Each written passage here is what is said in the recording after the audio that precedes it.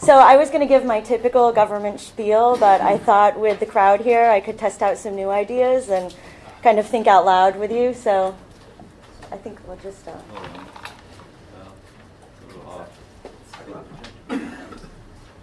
She gets it paused. Yes.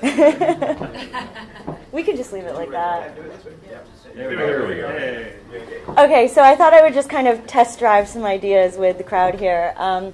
So for a long time I've been fascinated with this idea that we don't have as much agency or free will as we think we do. That many of our decisions are highly constrained and enabled by the objects and the spaces that surround us. That some of these objects and spaces might have sort of hidden agendas, that they're inscribed with a certain politic or an intent. So just some examples. Just a men's room and a women's room, right? Just bathrooms. Or could these be sites where pissing might become political? So I have a transsexual friend that says every time she has to use the bathroom in a public space, she's confronted with having to make a choice about her identity and her sexuality. So this site could be read as being inscribed with the politic of an identity, Another example, Robert Moses' famous Long Island bridges. This is a well-documented case by Robert Caro. But the story is that the clearance under these bridges is 9 feet, and at the time public buses were 12.5 feet. Public buses at the time typically carried poor minorities, and it was suggested that Robert Moses was racist, and so basically the buses couldn't fit under the bridges, so poor minorities didn't get to the beaches in Long Island. So could it be said that these bridges were inscribed with the politic of racism? Another example, public housing in the city of London. These are very mixed income neighborhoods. You see public housing next to other types of housing across the street, adjacent to it.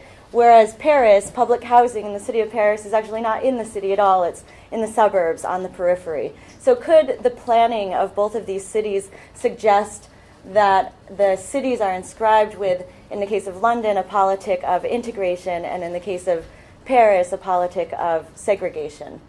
So now sort of shifting from if objects and cities can have politics, a big question might be how do they get there? And that just goes back to this concept of inscription, because I think the point that I'm trying to make with those examples is that we don't have kind of these choices, and that these things do sort of dictate what we can and can't do very much. So how do these politics sort of get into these objects or these spaces? Well, in my world of government, the government innovation, the politic of open is really important. So how are we in the city of San Francisco inscribing this politic of open into our city?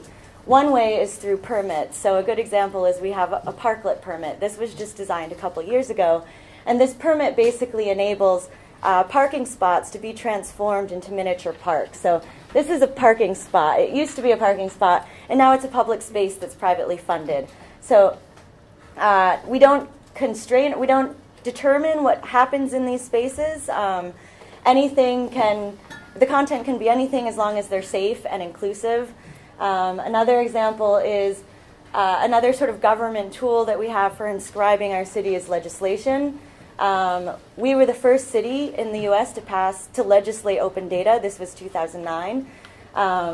Since then, we have over 200 data sets on our API, over 100 apps built, all delivering government services, all at zero direct cost to government. One of the cool things is we posted our open data legislation amendment. We just amended it this past year on GitHub. We're probably the only city to have a GitHub account. But while it was posted, anyone could edit, anyone could modify it. So this is sort of collectively inscribing a politic of transparency and participation into this platform. So I'm running out of time, and I think, I'll skip that one. I think I'll just say that as we think about the future of government, we might want to consider inscription as a powerful method to transform the spaces we live into places that represent our values. Thank you.